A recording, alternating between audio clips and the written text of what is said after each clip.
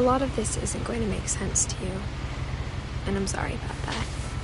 I'm just going to start at the beginning, with the house.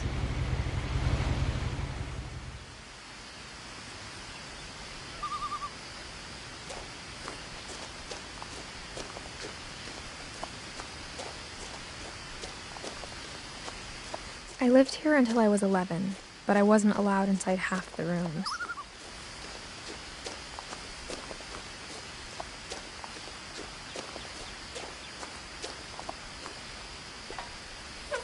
Inside the mailbox were bills from 7 years ago, marked urgent, open immediately.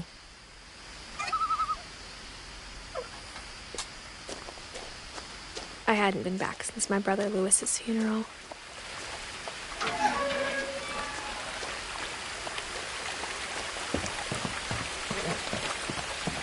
In her will, my mother left me a key, but didn't tell me what it unlocked. Maybe she thought I'd know.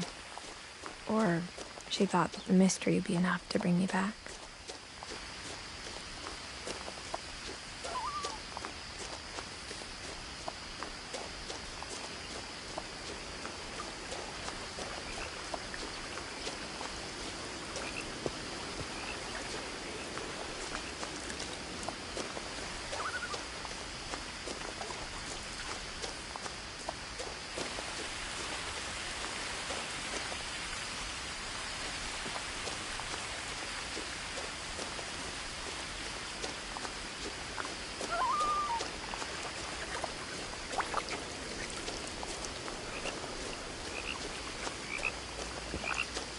The truth is, even after I inherited the house, I never thought I'd come back to it.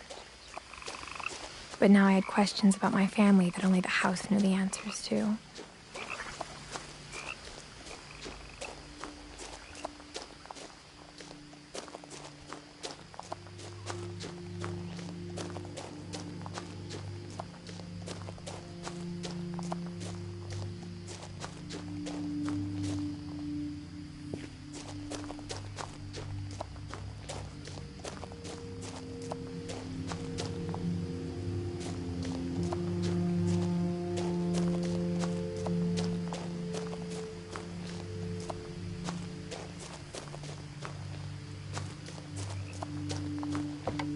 The woods around the house have always been uncomfortably silent, as if they're about to say something but never do.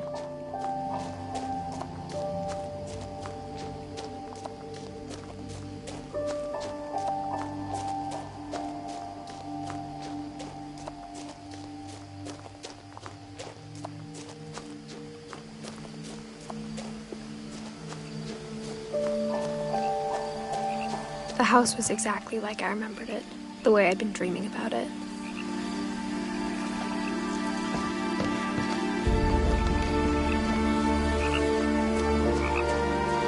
I asked Edie once about the dragon in the pond. She said it had killed her husband.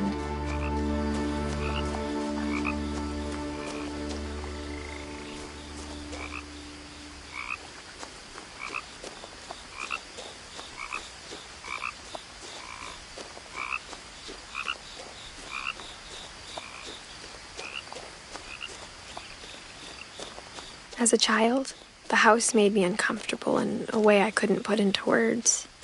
Now, as a 17-year-old, I knew exactly what those words were. I was afraid of the house.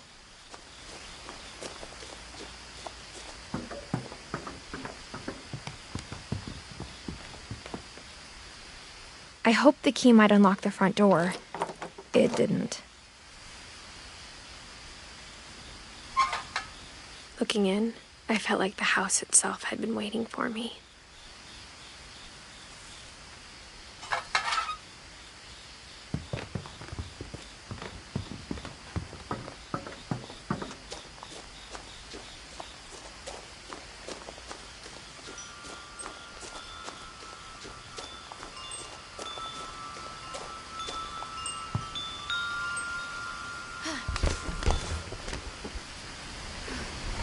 Crawling through the doggy door used to be a lot easier when I was 11.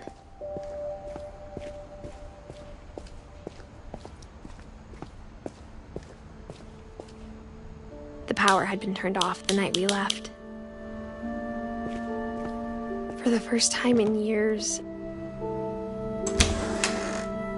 I felt like I was home.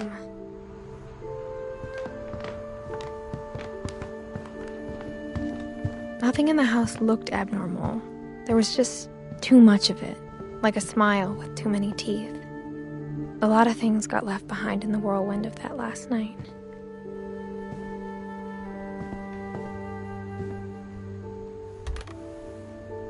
Edie told me once that every Finch who ever lived is buried somewhere in the library.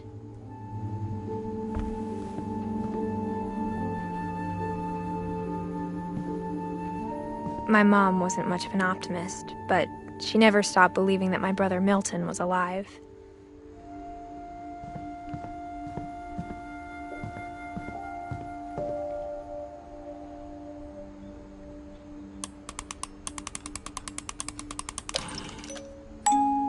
Great-Grandpa Sven built a music box for Barbara, along with the rest of the house. Mom always told me to stay out of the basement, so I wasn't too surprised when the key didn't fit.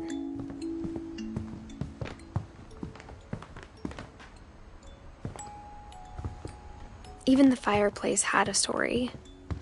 Edie told me the bricks came from the original house, after it sank.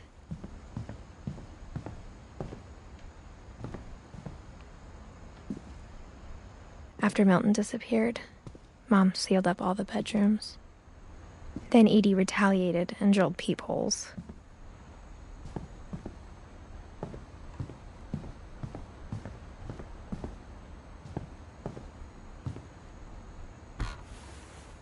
My Grandpa Sam spent 7 years sharing a room with his dead brother, Calvin.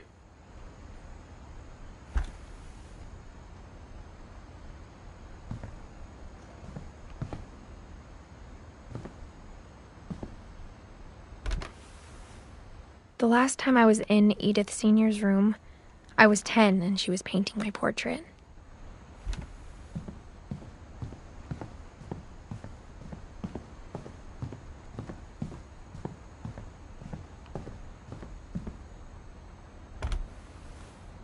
Molly always seemed like a girl I could imagine being friends with, if she hadn't died in 1947.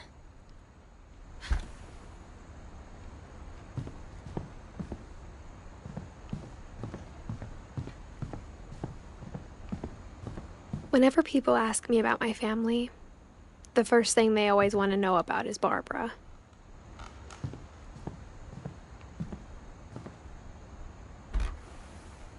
Barbara was a child star for 2 years, until America grew out of it.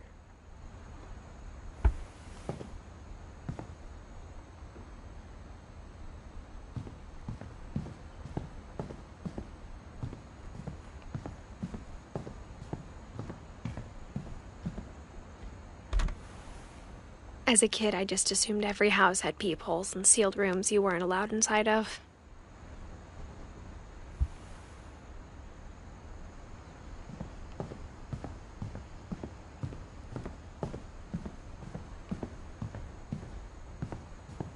I spent a lot of time playing in Great Uncle Walter's room.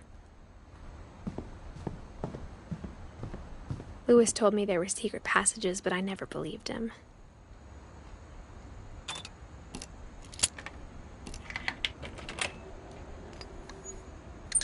Turns out, my mom was really good at keeping secrets. Now it was time to find out what my mom had been afraid of.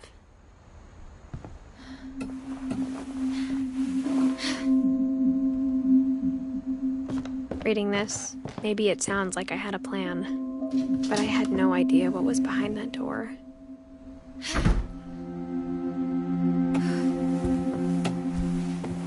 Just like I had no idea where all this was gonna lead.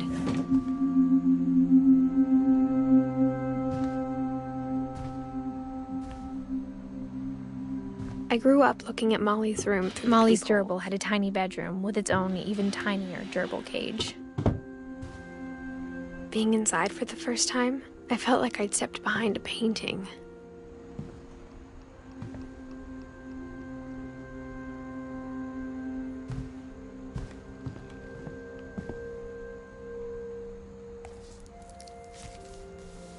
December 13th, 1947.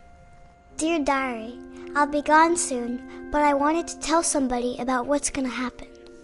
It started when Mom sent me to bed without dinner.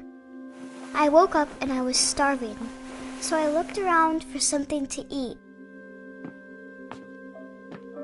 The gerbil food was dry, but I didn't mind it.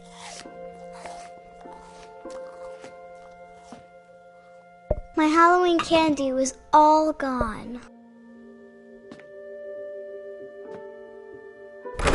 Mom, can I come out now? Sweetheart, it's late. Go to sleep.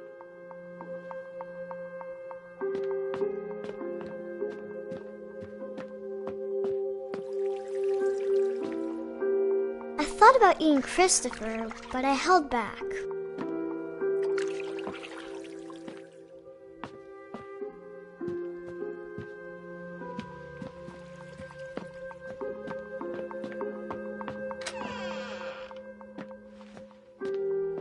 I kept eating and eating.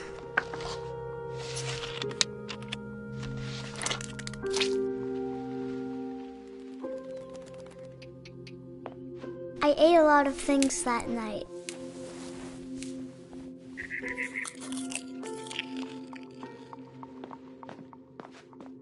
Then I heard chirping outside my window. It was a barn swallow going back to her nest. I reached out for her.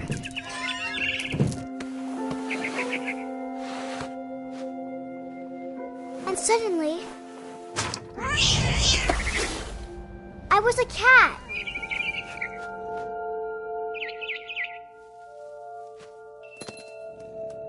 I tried to be quiet, but the bird was really scared.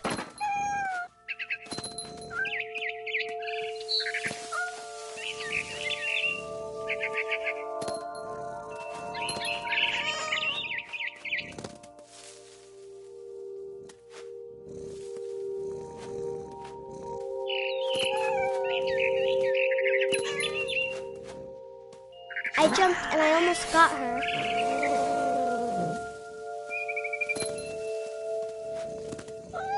I could tell she was getting really tired. Now I was up in the big tree. I promised Dad I wouldn't climb it anymore. All I cared about was eating that mama bird.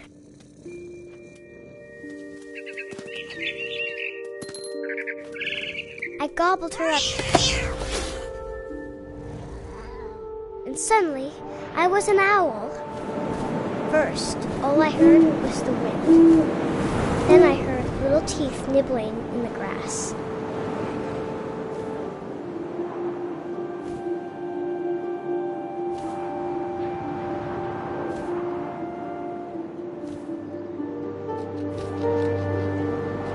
Rabbits.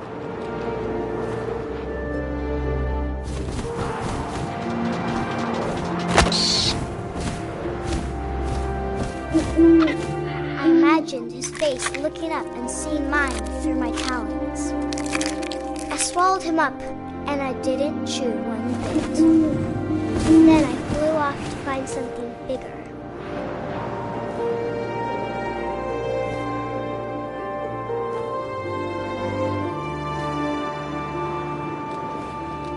A mama rabbit.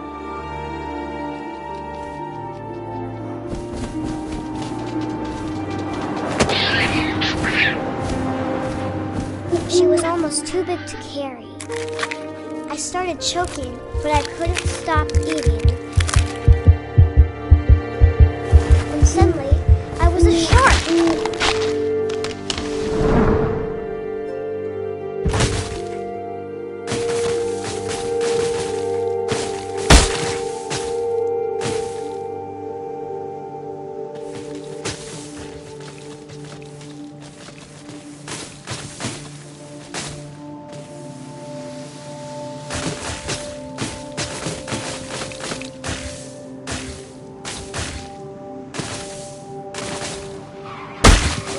I rolled off a cliff and into the ocean.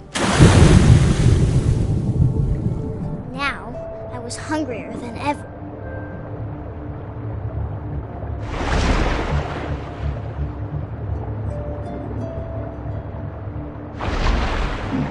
I wanted fat, juicy seals. I tore off her flipper, and it tasted really good.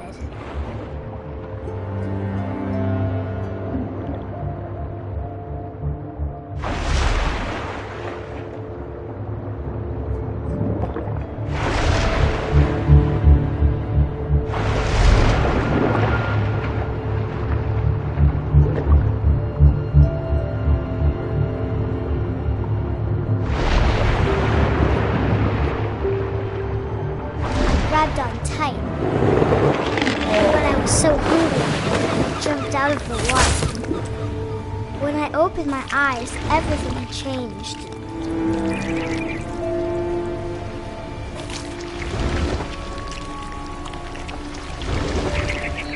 Now I was a monster, and I smelled people ugly.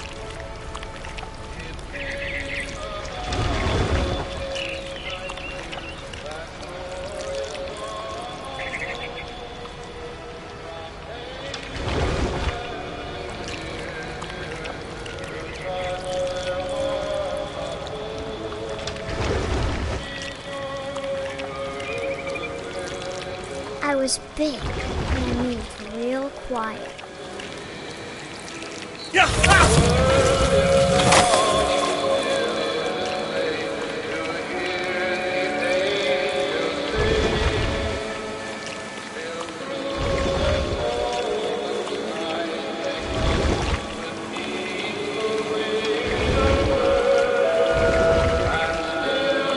I wanted to stop, but also I didn't.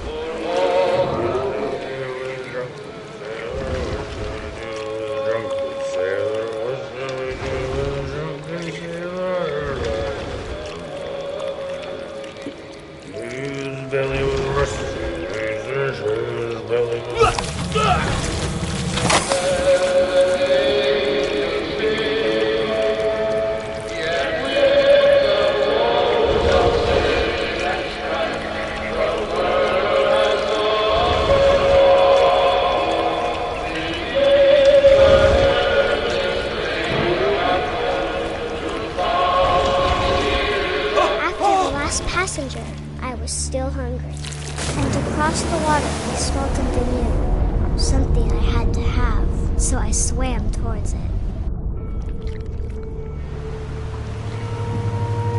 I slithered onto the sand, and the good smell went into an old pipe.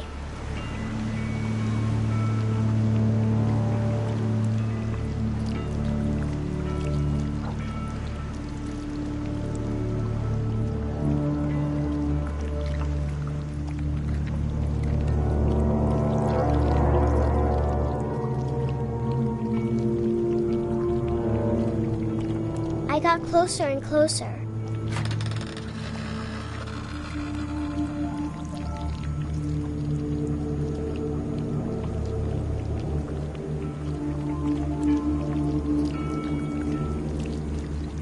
All of my stomach started growling.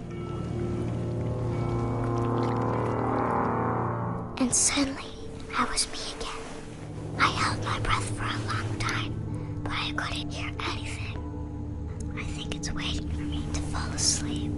But it's not going to wait much longer. It needs to feed, and we both know I will be delicious.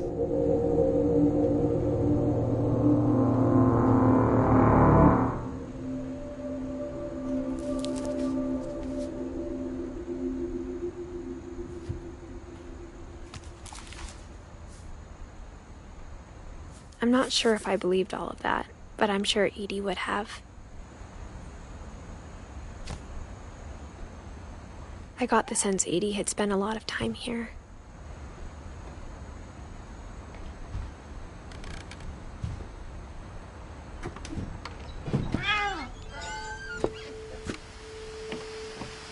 This will be obvious later, but my mom never told me any of these stories. Edie would have, but Mom didn't like bringing up the past. Though, when we adopted a stray kitten, she was the one who named it Molly. I spent a lot of time in Great-Grandma Edie's room.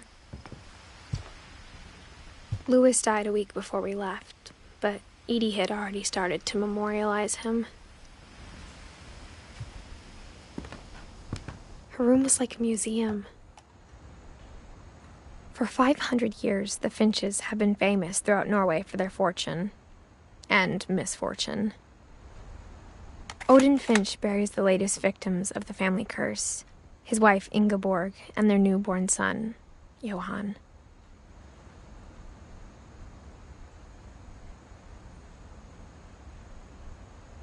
On January 7th, 1937, he set sail with his family and his house, hoping to leave the curse behind. But 40-foot waves off the coast of Washington send the house and Odin to the bottom of the sea. Odin's daughter Edie, with husband Sven and baby Molly, step ashore on their new home, Orcas Island. Odin Finch is the first to be buried in the new family cemetery. His daughter Edie is already dreaming of a new Finch house.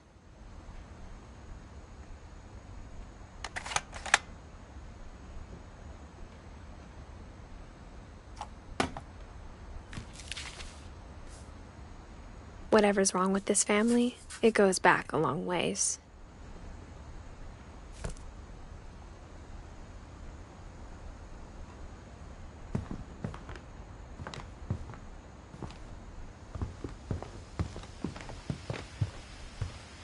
When Edie told people Sven was killed by a dragon, she could also have said he was building a dragon-shaped slide that collapsed. She could have, but she didn't.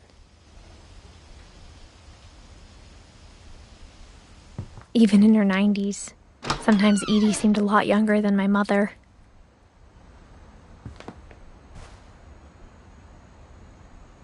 The only trace Grandpa Sam's first wife Kay left on the house was the pink bathroom. It was a pretty big trace.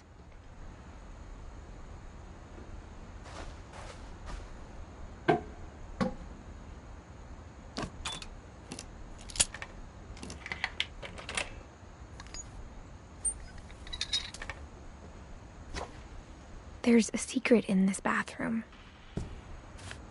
It's in the last place you would look. It isn't in the cupboard. It's hidden in this book.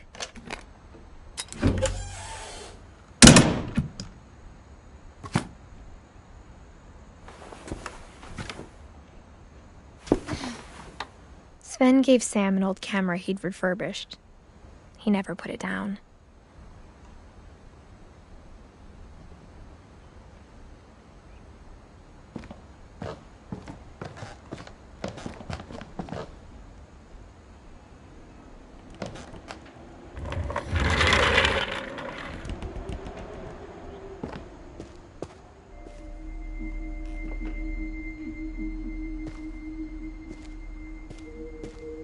I knew Grandpa Sam had a twin,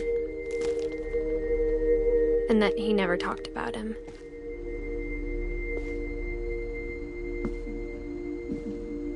I guess my grandpa didn't like history any more than my mom did.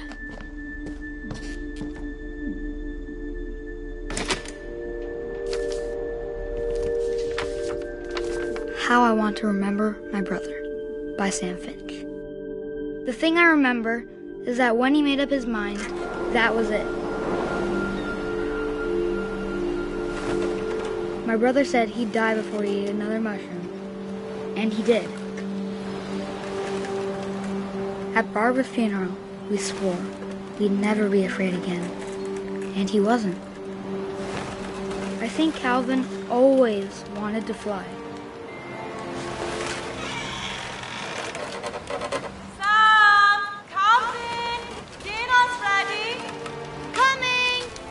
But that day, he finally made up his mind to do it.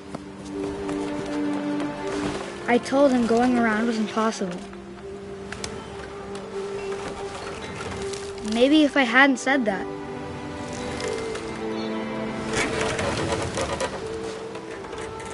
Alvin, I'm not gonna tell you again. Maybe if the wind hadn't picked up. then maybe he'd still be here. But I doubt it.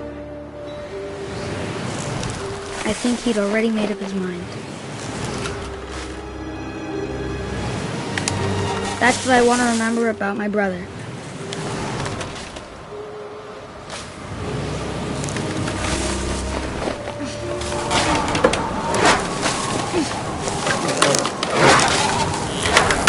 The day he made up his mind to fly.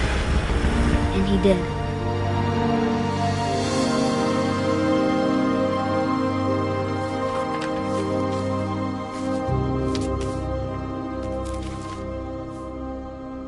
Calvin's story felt strangely familiar. When I was younger, I remember trying to do the exact same thing.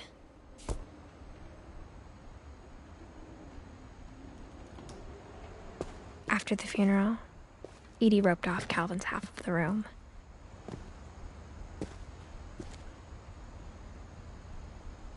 Mom said Grandpa Sam enlisted at 18 and never set foot in the room again.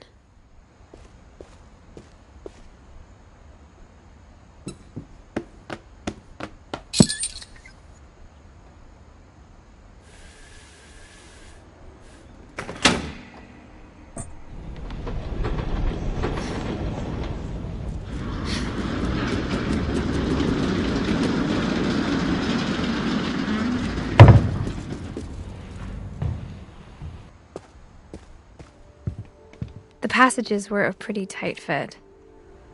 They'd obviously been built for smaller hands and bellies.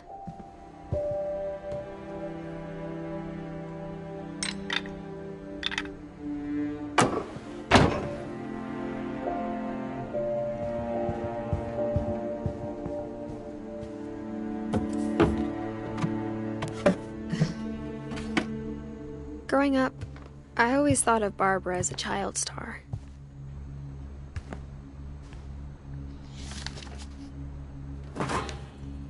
Of all the stories people wrote about Barbara's death, I'm surprised Edie saved this one.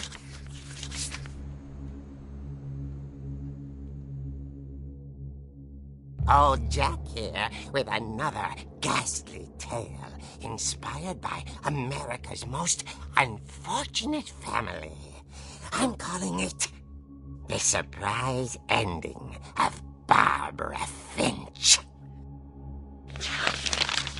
As a child star, Barbara was famous for her scream. Now at 16, she was all washed up, a has-been. But in a lucky break, she'd been asked to perform her signature scream at a local convention for monster movie fans. It was just the boost her career needed. Unfortunately, her scream hadn't aged well.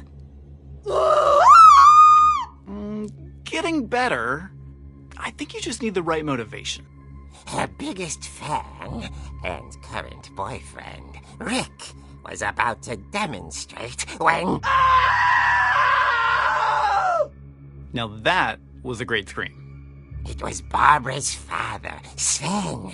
He'd slipped into a table saw and had to be rushed to the emergency room. So Barbara got stuck babysitting her youngest brother, Walter. Her convention comeback was cancelled. Okay, I'm hearing frustration, but I'm not hearing terror.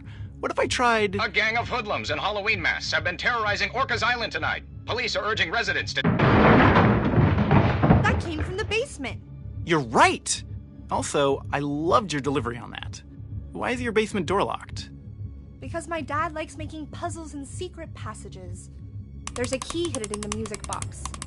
The secret is to keep winding and winding until finally the key pops out. Thanks, babe. I'll be back in a sec. 20 minutes later, Rick hadn't returned. So Barbara went to look for him, right on cue. She reached for the music box. And as she wound the key, she listened for Rick, but the house was silent.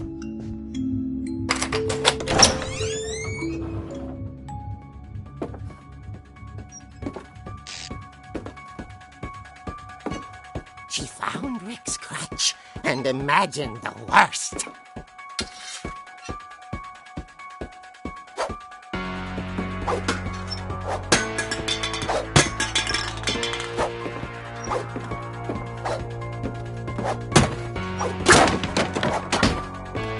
The gang's leader is the infamous Hookman killer, Dr. Carl Hamill, who impaled and then ate his family 10 years ago tonight.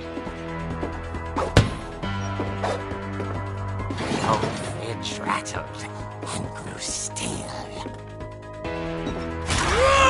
Oh dear! Oh! Rick?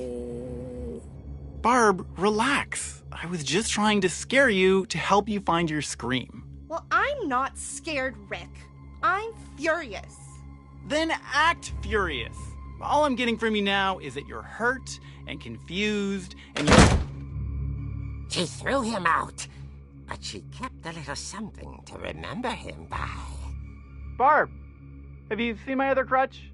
And she was still holding it when she fell asleep watching the late picture show. Hours later... Barbara! Walter, what's going on up there? Ah! Okay, I'm coming up, but if this is a trick, you're dead, Walter.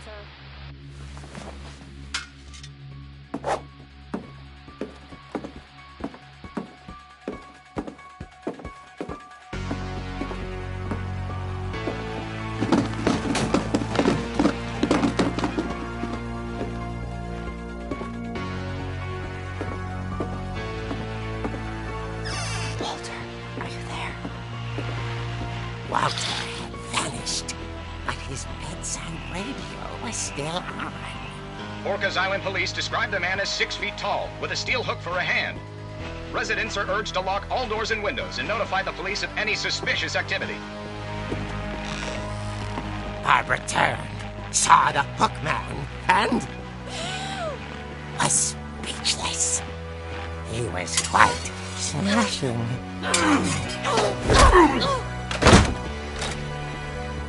And his mind was, he couldn't get enough of Barbara.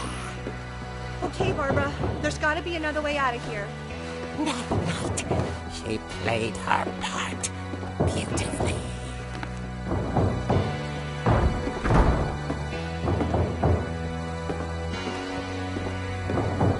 Molly's door hadn't been opened in years. The hinges groaned.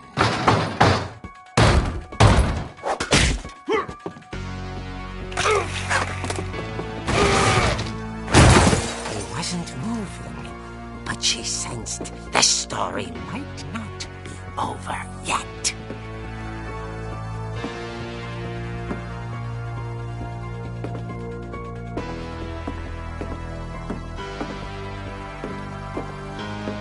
The hookman had vanished. She listened for his breathing, but all she heard was...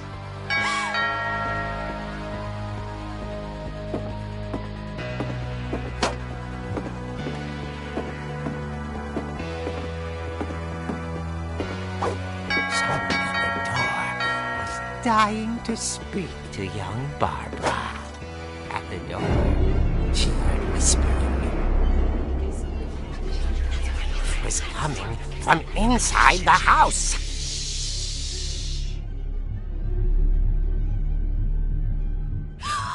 Oh dear.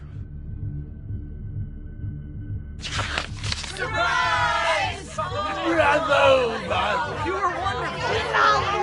monsters had come to surprise her. For Barbara, it was a dream come true.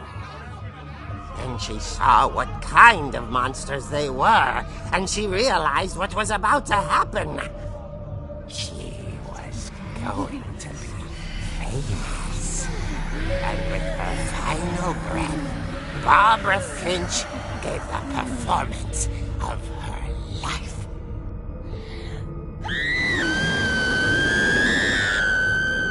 I wasn't there myself, but I hear Barbara was magnificent. Poor girl. She had a taste for stardom. But unfortunately, so did her fans. Of course, the police blamed it all on poor Rick, who disappeared the same night. And little Walter, hiding under his bed the whole time. He took it all pretty hard, but that's another story. As for Barbara, tucked inside the music box is all they ever found of her. Her ear. Now that's what I call a real eerie tale.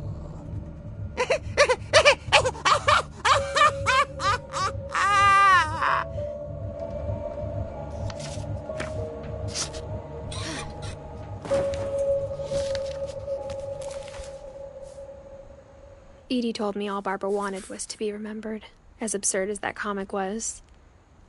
Maybe what Edie saw was a happy ending.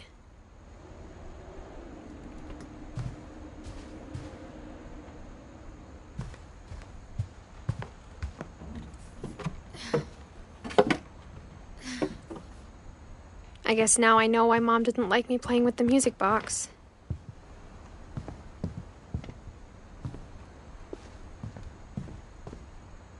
Mom must have locked the third floor stairs on the night we left.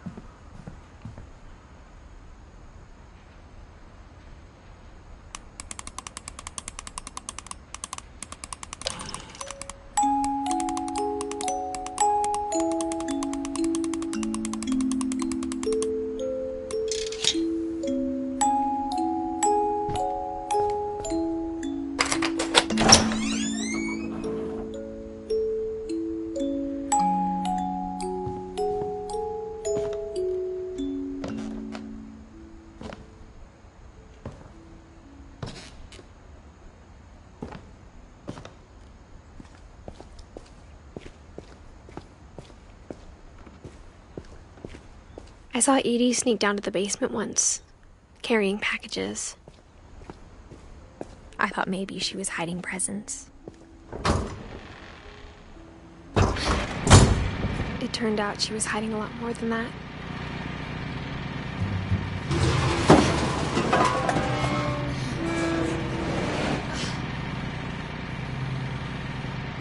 I remember asking Mom once about where Walter had gone. She said after Barbara died, he got as far away as he could. If there's a pattern in all these stories, I think it's that none of us has gotten very far.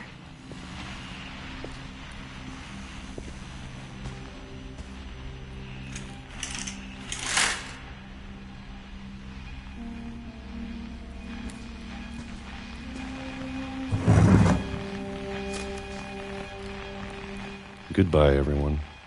I can't believe I've been down here for 30 years. On that first day, after the shaking started, I didn't think I'd survive the week.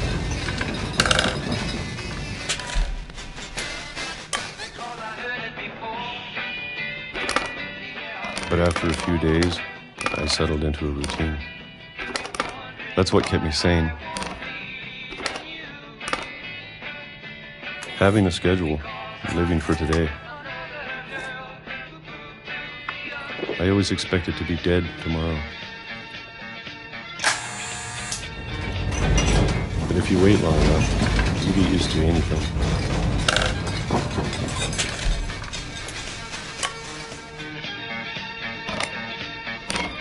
Even a monster on the other side of the door starts to feel normal. Almost friendly.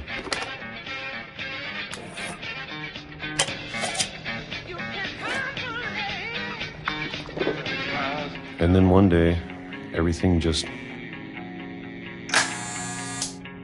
stopped.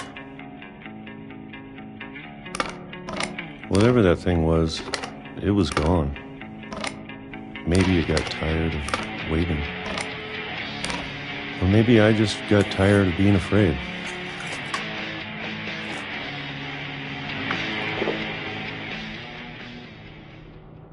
It's been a week now, the longest in 30 years.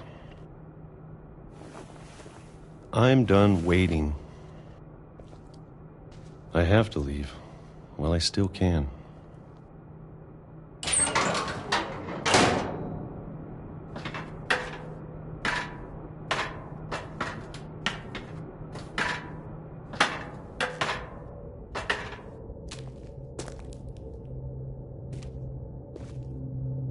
I know it's out there, somewhere.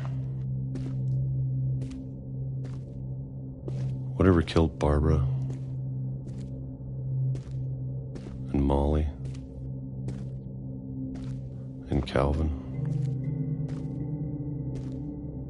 Maybe this is all a mistake. But I need to stop living the same day, even if it kills me.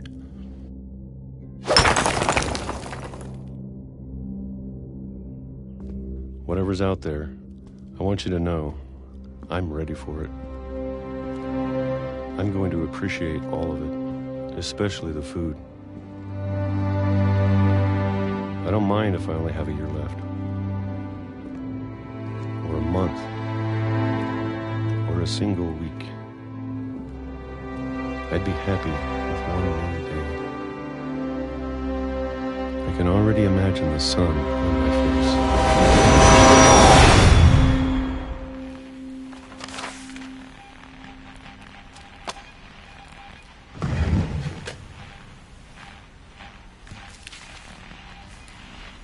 Walter died when I was 6. I can't believe my mom never told me he was down here. I'm sure my mom was trying to protect me.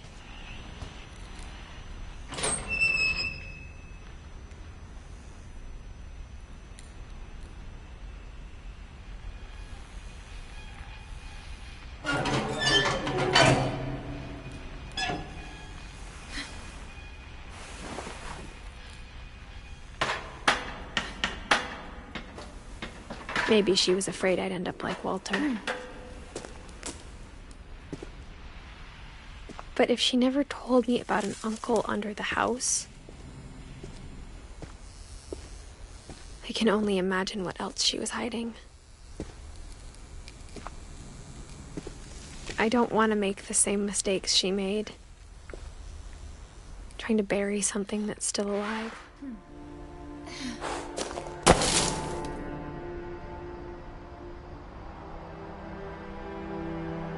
Now that there's only one of us left, or maybe 2, I thought it was time I heard the stories for myself and found out what happened to everyone else. But now I'm worried the stories themselves might be the problem. Maybe we believed so much in a family curse, we made it real.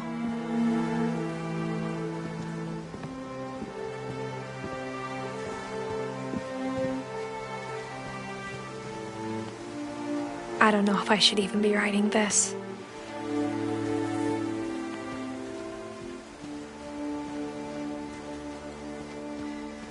Maybe it'd be better if all this just died with me.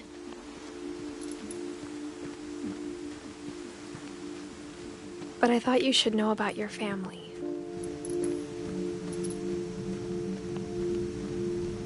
And the history you're a part of.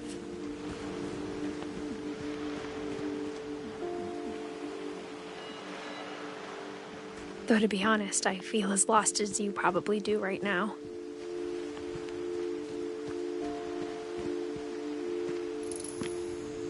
I think the people in these stories believed them, for what that's worth.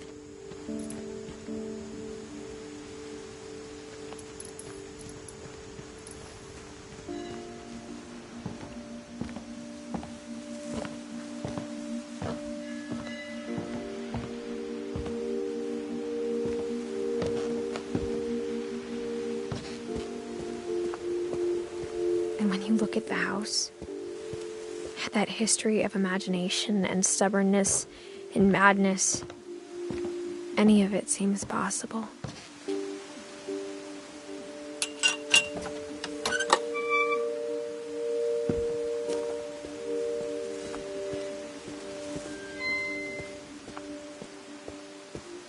I think we've been surrounded by death for so long, we've just gotten used to it. What kind of family finishes building a cemetery before starting the house?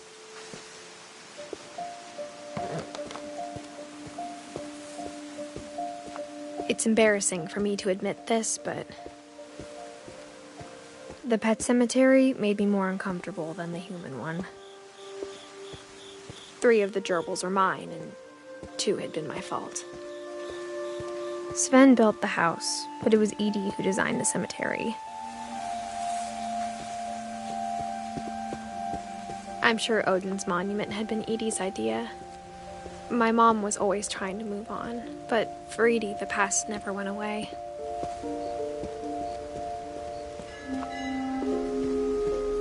She could see it poking out of the water at low tide.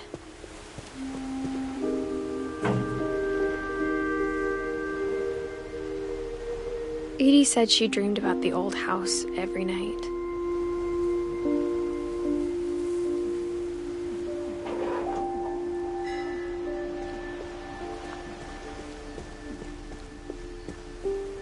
Edie's side was always easier for me to understand. But the older I get, the more I can see where my mom was coming from.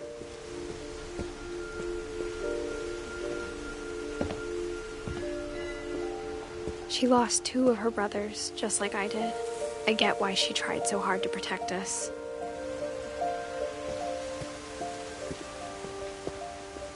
There's so many things I wish I could ask my mom now. Part of me thinks this is what she wanted all along. For me to come back someday and find everything out for myself.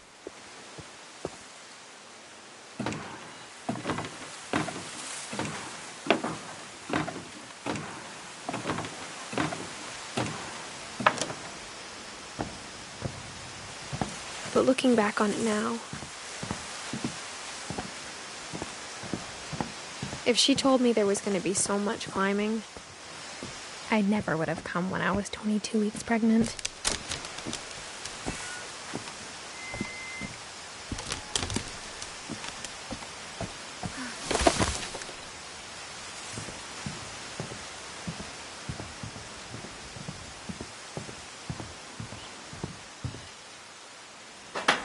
I never met Grandpa Sam, but I think he and my mom had a lot in common.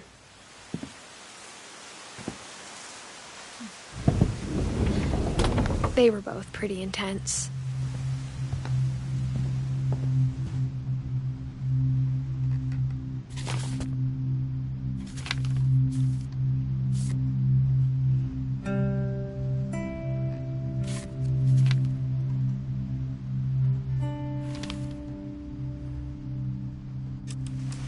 Dawn, I promise, you'll never forget this weekend. Yes, sir. These memories are gonna last a lifetime. Perfect. It's gonna rain the whole weekend, isn't it? I will never forget this weekend, Dad. Okay, got it. I'm gonna take some pictures, okay? Just be careful. That camera's older than you are. Aw. Definitely should not have drunk all that coffee.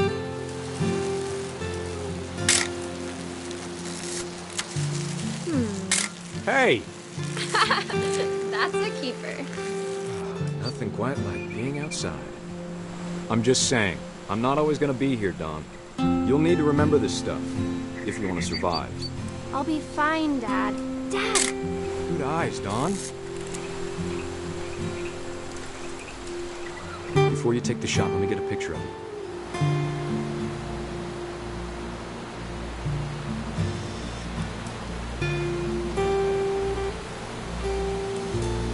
Dad, I... Let me get behind you. this? Dawn, you don't have to do anything. But if you... Great shot, Dawn!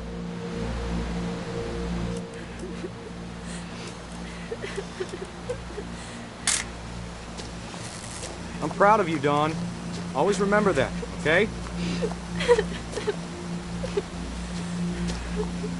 Dad, it's twitching. I think That's it's totally so... normal, Dawn.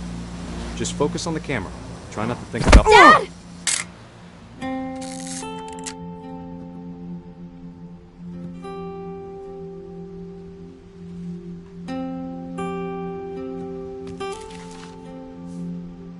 Of all these stories, that's the one I wish most that my mom had told me.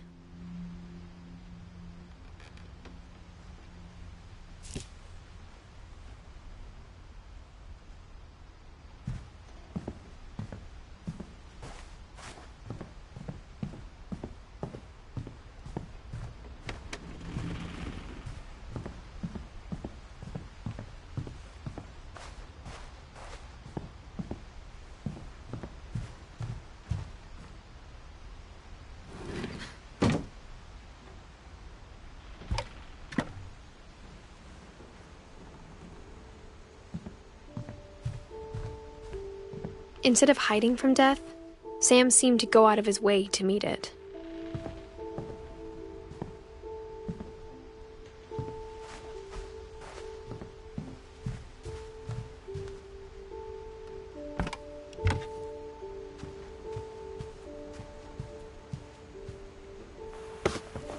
After Sam died, my mom and Edie got really close.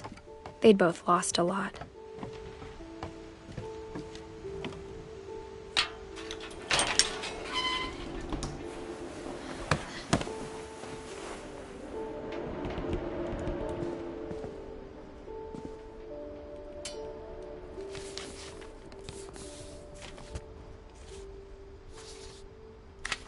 Dear Kay, do you remember the way Gregory used to laugh when he thought he was alone? Like something funny was happening, but only he could see it.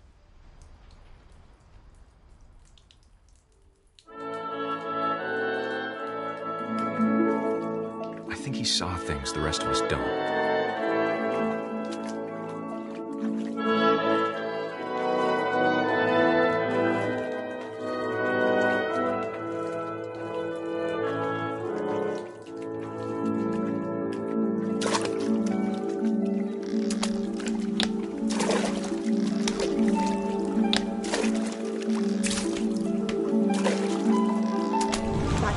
Gregory, it's time to... Hold on, sweetie. Hello? Sam, I told you I don't want to talk right now. I wonder what he saw. What his world was like.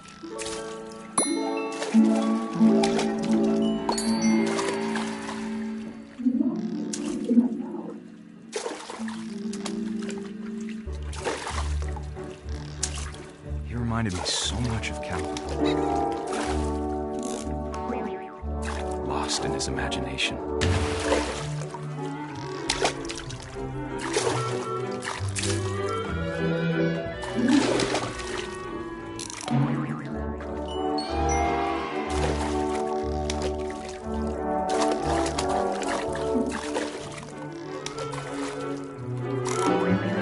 I know how silly it sounds.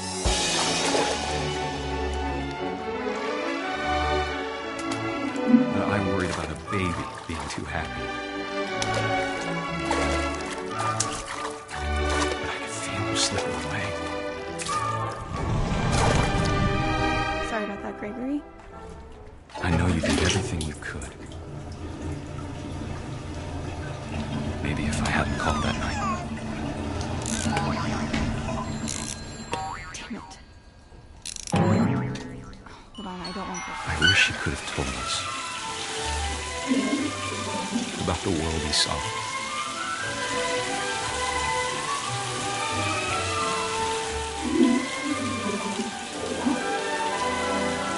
There's so much I don't understand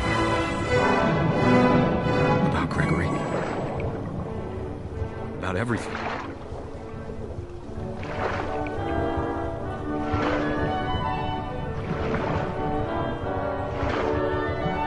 But I know what happened wasn't your fault.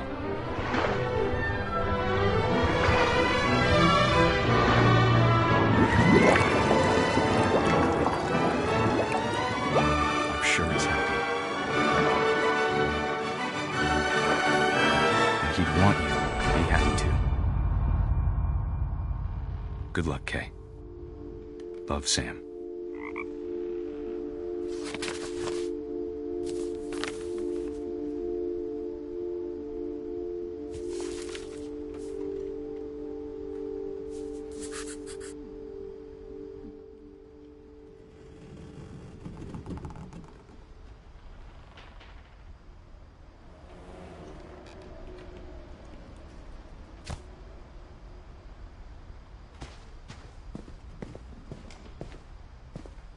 I can't imagine my mom ever writing poetry, and yet... A poem for Gus, who always said the wedding was a bad idea. Our father never hit us kids, at least not very hard, before the day my brother said with teenage disregard that he'd be dead before he'd see a wedding in our yard.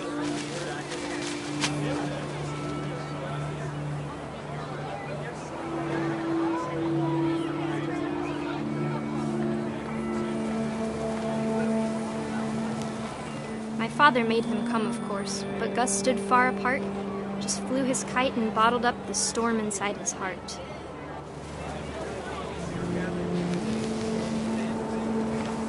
I tried to talk him out of it, but though he'd never met her, we don't need a stepmom, were the words that I now pronounce you husband and wife. You may kiss the bride.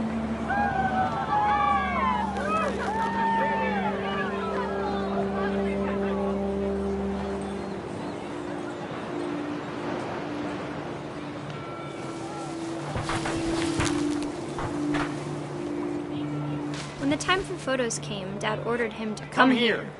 But Gus declined, and as a sign held up his middle finger.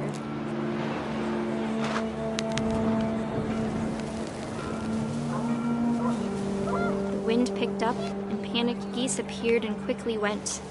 But all the humans did that day was go inside the tent.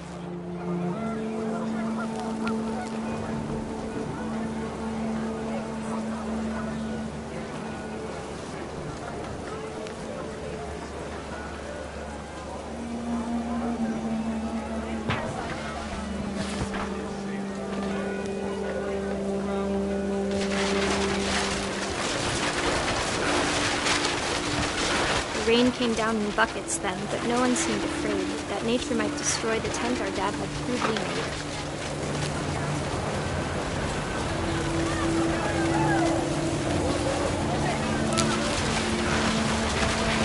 The thunder sounded much too close and full of angry power.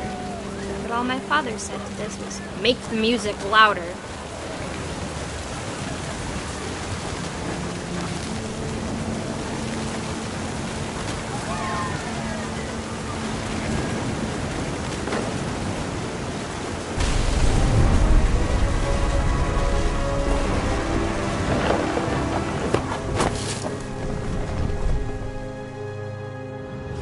I wish that I could truly say I thought about you on that day.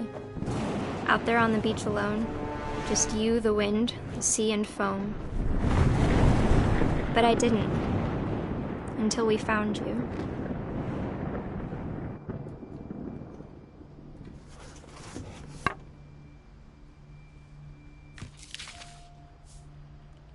She never talked about him, but Mom told me once if I was a boy, they were going to name me Gus.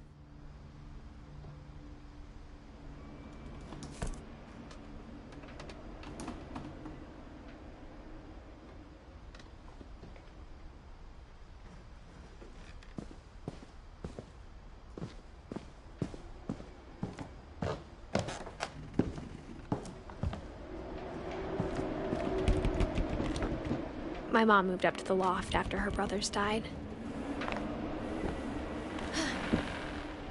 At the time, it was as far away as she could get.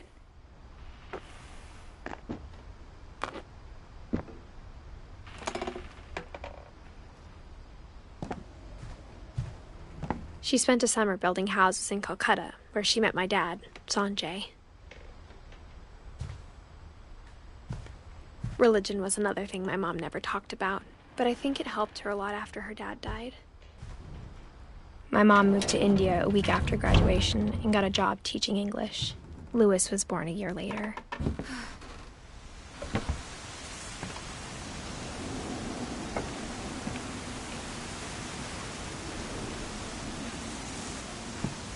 When my dad died, I don't think Mom knew where else to go. I'm sure Edie was happy to have her back. The house had to get a little bigger, but Edie was used to that. And for a while, things were good. Almost normal, but it didn't last. The beginning of the end was Milton's 10th birthday, when Edie gave him a castle.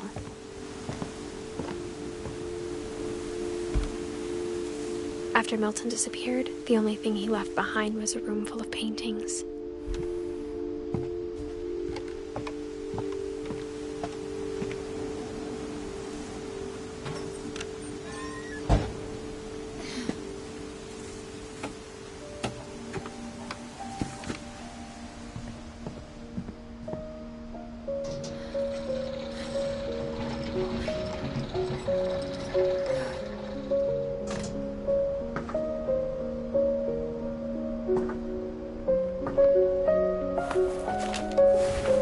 Edith Finch in The Magic Paintbrush.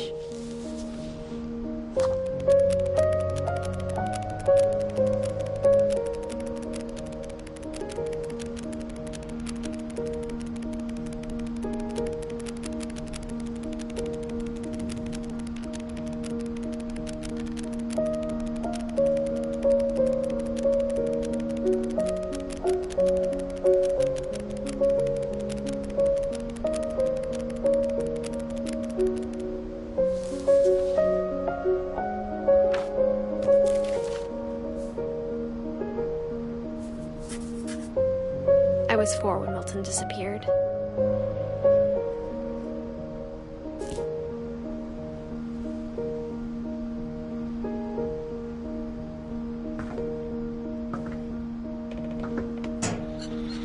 Mom spent months searching for my brother.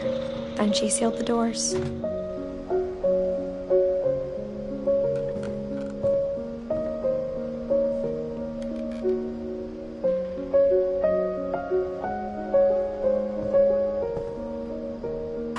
Whatever Milton had found in the house, Mom didn't want it getting out.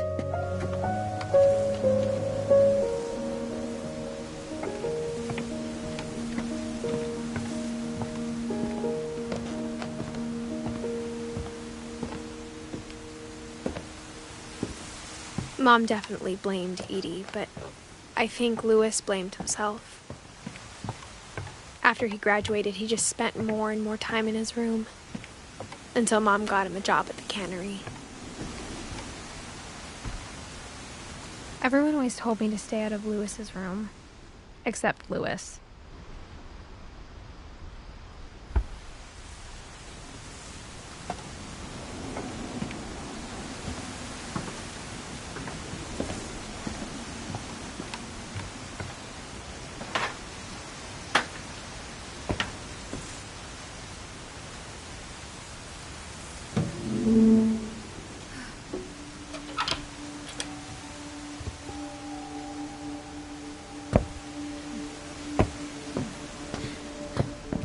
Louis's room smelled very, very familiar.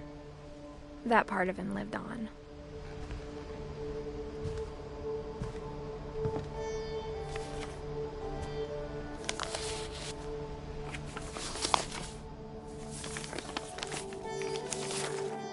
Dear Mrs. Finch, as Louis's psychiatrist, I can understand your desire for an explanation.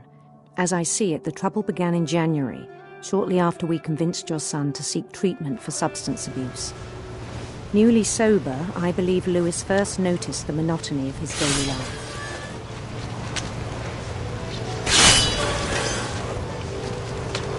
He kept working at the cannery, but he withdrew part of himself. In our sessions, I saw the same behavior.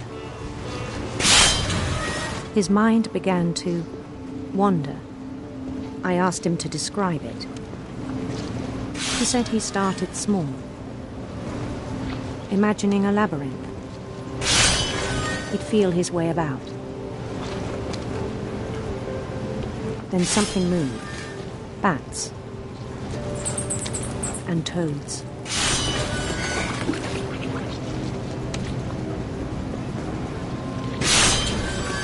And things that have not names.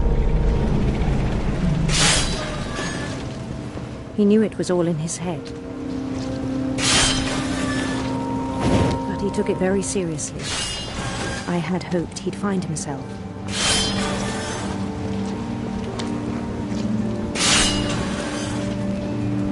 But he found something more. I worried about him then. Daydreaming at the cannery. I spoke with his boss. But he said Lewis had become a model employee. Methodical, tireless, focused.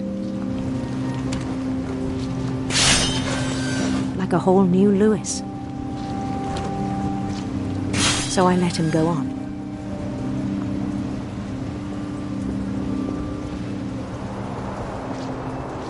I even encouraged him. It seemed very promising at first.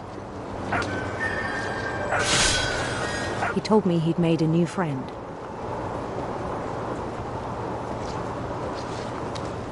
On the edge of a city he named Lewis Topia. He built the city up slowly, brick by brick. Then he made musicians.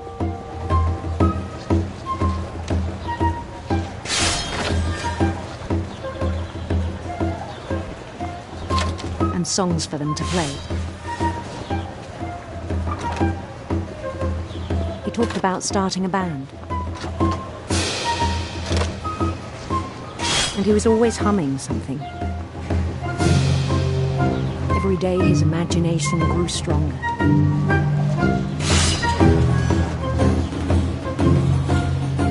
He no longer spoke at the cannery. But his chopping was as reliable as ever. Then one day it struck him that all the cheering crowds, even the stones under his feet, were all in his imagination. So he could do whatever he wished.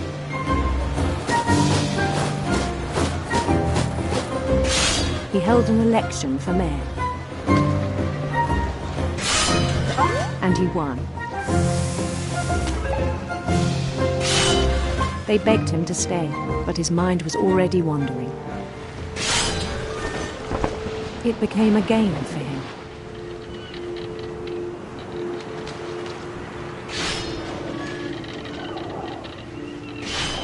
He'd conquer a city, then immediately push on.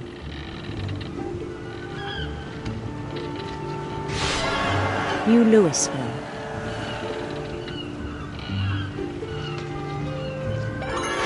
St. Louis. He started drifting away from our reality.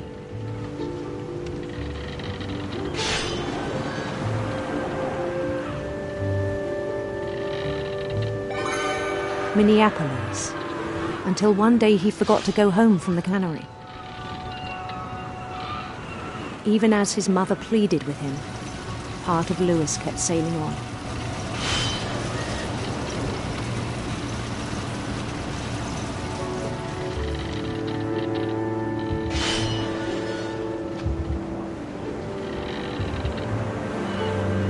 In Lewisburg, he heard rumors of a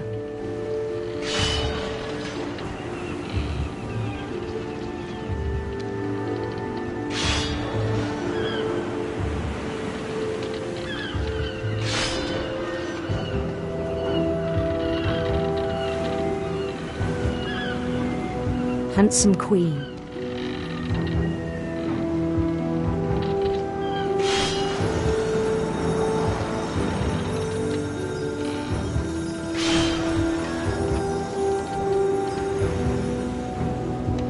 The Queen was on her own quest for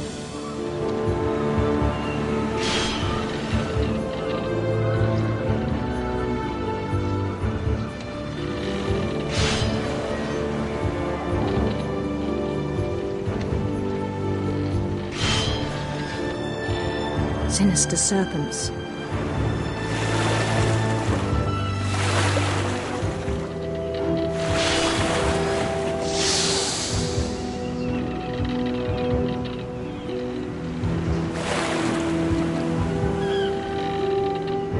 He followed the sound of her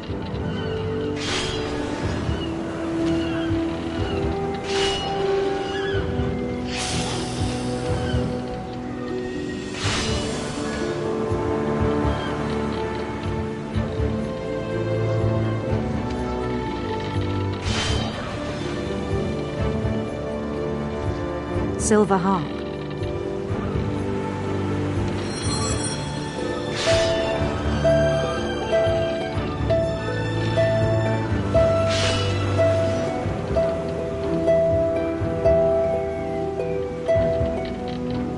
His chase led him to a golden palace east of the sun and west of the moon.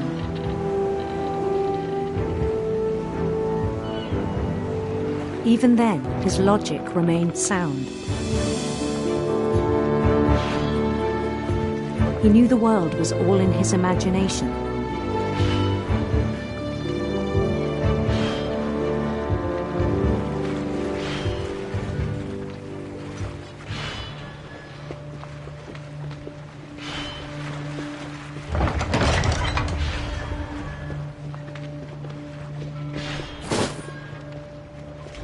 But he was so proud of having created it.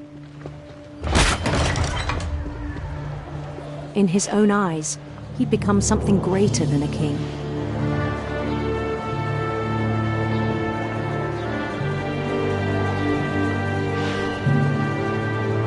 For someone who'd never known success in the real world, I think it was overwhelming.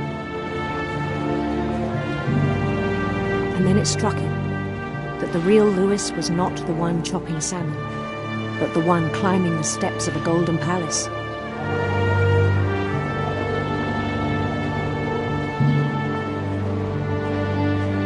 My imagination is as real as my body, he told me. It was hard to argue with him.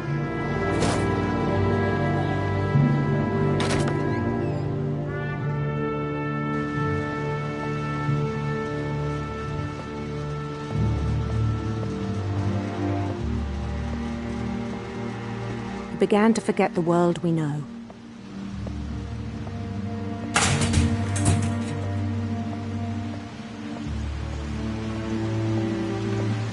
I think it pained him to remember Lewis, the cannery worker.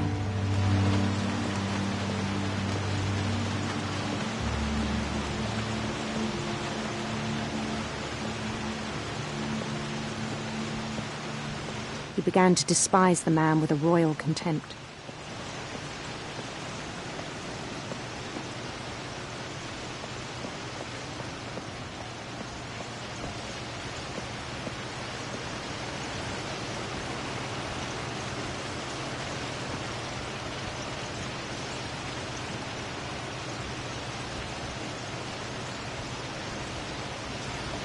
I still thought I could save him.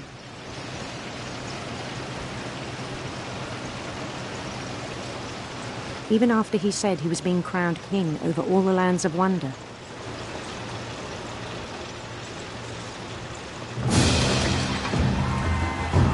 The palace would be packed with his companions.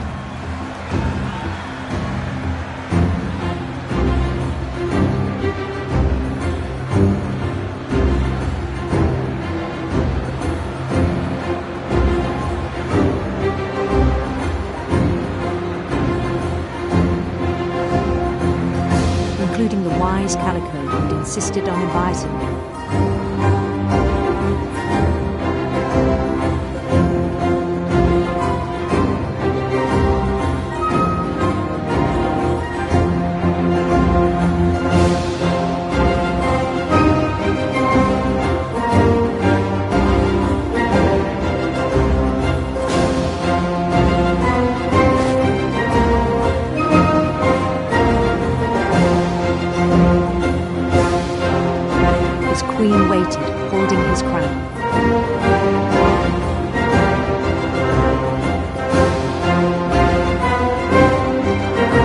There's only one thing left to do.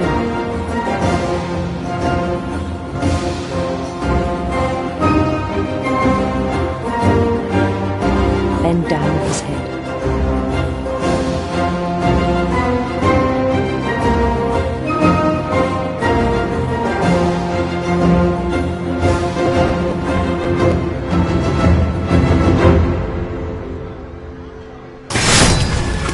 I think you know. Mrs. Finch, your son was a kind man who will be missed by all of us who knew him.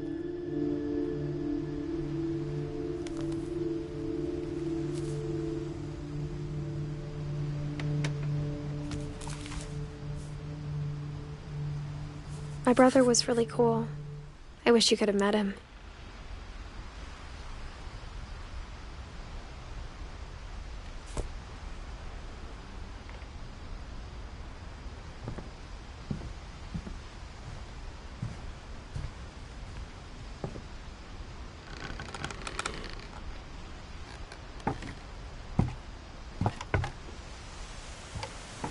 On the way back from Lewis's funeral, my mom told me to start packing.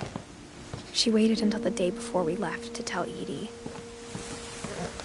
I'm not sure if she wanted to make it easier or harder. I wish we'd stayed. But I understand why we left.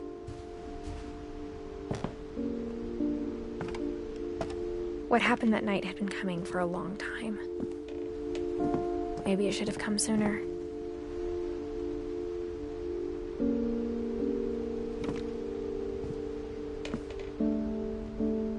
But it had to end one way or another. All that's left now is to tell you about that last night.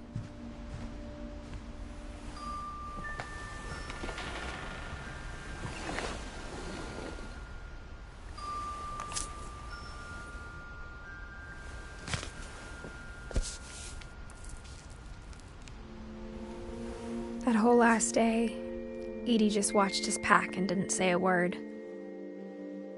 Until supper, when she raised her glass and said, "To our final night together, and all our final nights apart." Grandma, you know what I said about alcohol. Some of your medications are very Edith, specific. I left a present for you in the hallway. Why don't you go open it? The grown-ups have to argue now. I'm sorry, you're right. We're all leaving tomorrow. Let's just enjoy our last... I'm not leaving. Edith, you're excused.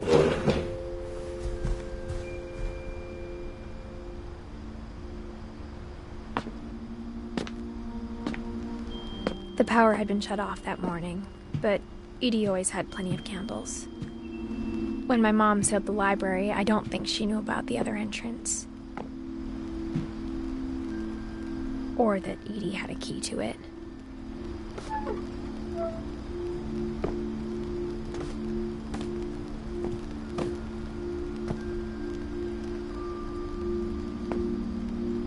That thing you're afraid of isn't going to end when you leave the house.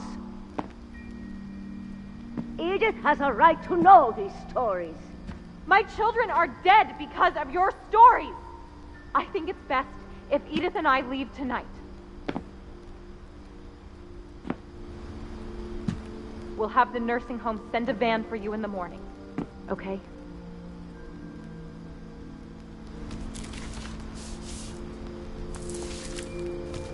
Dear Edith, there's so many stories I wish I could tell you, but there's only time for one.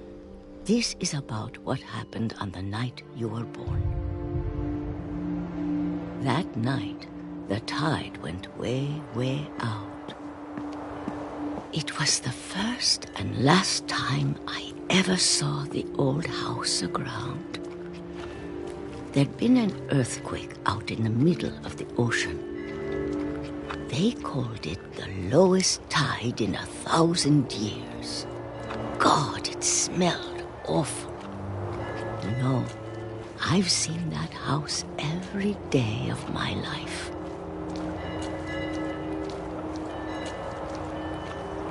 But I never thought I'd go back to it.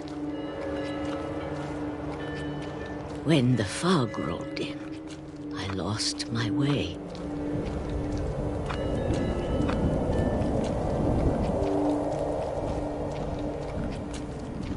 I got turned around.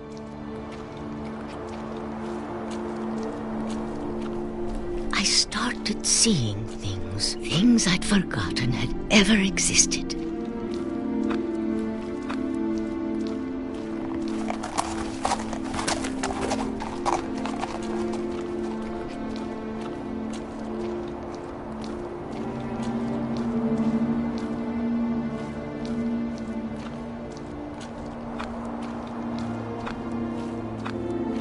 But when I saw them, they felt like old friends. That night, a lot of things came back to me. Or maybe I came back to them.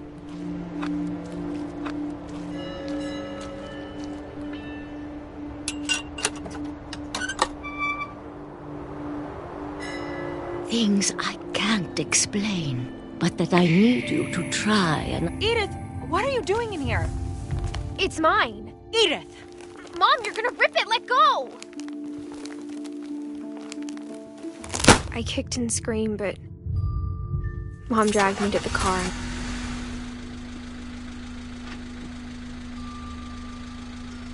I never saw Great-Grandma Edie again.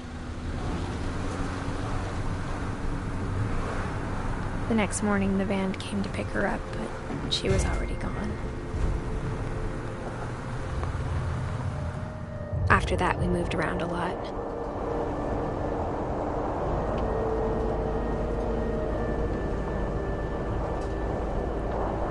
We both tried to make the best of it.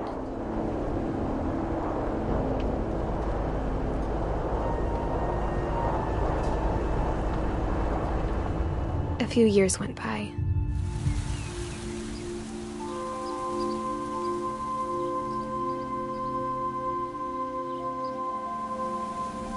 My mom didn't like to talk about it,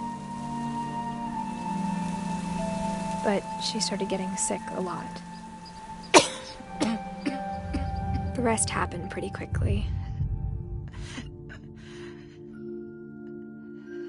She got better for a while,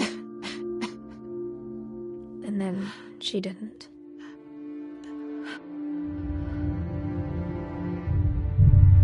And then I was alone.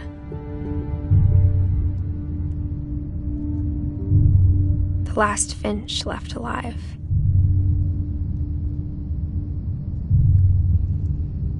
Until I found out about you. I'm still not sure what to tell you about all this. If we lived forever, maybe we'd have time to understand things. But as it is, I think the best we can do is try to open our eyes. And appreciate how strange and brief all of this is. This journal was supposed to be for you. But now I hope you'll never see it. I just want to meet you and tell you all these stories myself. But I guess if you're reading this now, things didn't work out that way.